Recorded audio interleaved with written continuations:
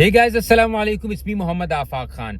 एक बार फिर फटे हुए डोल जवाद अहमद ने अपनी औकात दिखाई और एक दफ़ा फिर इसने मरहूम जुनैद जमशेद पर तनकीद की ताकि इसको खूब गालियां मिल सके, उसके शोहरत मिल सके। लेकिन इस दफ़ा आपने उसको इसकी औकात याद दिलानी है। मैं आपको वीडियो दिखाता हूँ, हैरान रह जाएंगे आपके हसद और बुग़्ज़ में एक इंसान कितना गिर सकता है, कितना लो लेवल पर जा सकता है।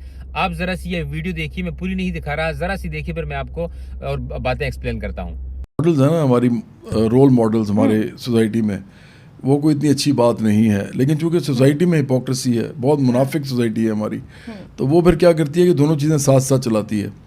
तो वो एक ही टाइम पे जो जुनैद ये कह रहे थे कि प्रेस कॉन्फ्रेंस में कि मैंने छोड़ दिया म्यूज़िक हराम है, और मैं चाहता हूँ कि और भी जो लोग म्यूज़िक कर रहे हैं वो भी ये हराम काम छोड़ दें। मतलब एट वन इंस्टेंस। अब आपने ये वीडियो देख ली, जवाद अहमद साहब, आप जस्ट बिकॉज आप 4-5 इंग्लिश के अल्फाज बोल रहे हैं और अपने आप को बहुत तालीम याफ्ता बना रहे हैं, बात दरअसल ये है कि अगर किसी की तरबियत में कोई कमी रह जाए तो तालीम उसे कभी नहीं ढांप सकती। तालीम में अगर कोई कमी रह जाए तो तरबियत उसे ढांप सकती है, और आपकी तरबियत और तालीम दोनों में कमी रह गई। फटे हुए ढोल, तुम्हारी औकात सिर्फ और सिर्फ 2 गानों के अलावा क्या है?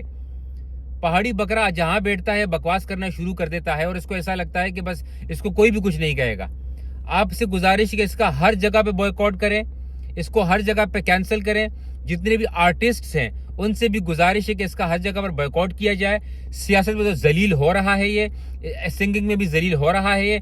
अब इसको कहीं पर बैठने का मौका ही ना दिया जाए जलील इंसान को, क्योंकि आप एक बंदे की औकात सोचिए कि एक शख्स, एक शहीद पर, एक मरहूम पर, एक तबलीगी पर, जिसने ये तमाम चीजें छोड़ी और तबलीग की तरफ आए, जिसकी कब्र दारुल उलूम कराची में है, जिसका जनाजा हजारों उलमा ने पढ़ा, और आप ये समझते हैं कि आप जैसा थर्ड क्लास फटा हुआ डोल एक नीच किस्म का आदमी इस तरह की बकवास करके हील बी और राइट। और ये जो पॉडकास्ट में जाते हैं, हर बंदे ने कैमरे और माइक लगाकर पॉडकास्ट करना शुरू कर दिए हैं, और वायरल होने का तरीका यही कि भाई गालियां सुन लो।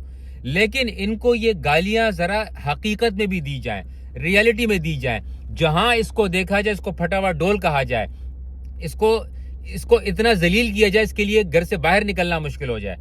मैं इंतशारी फसादी बंदा नहीं हूं, लेकिन ये बात इसलिए कर रहा हूं कि चीजें नॉर्मलाइज होती जा रही हैं।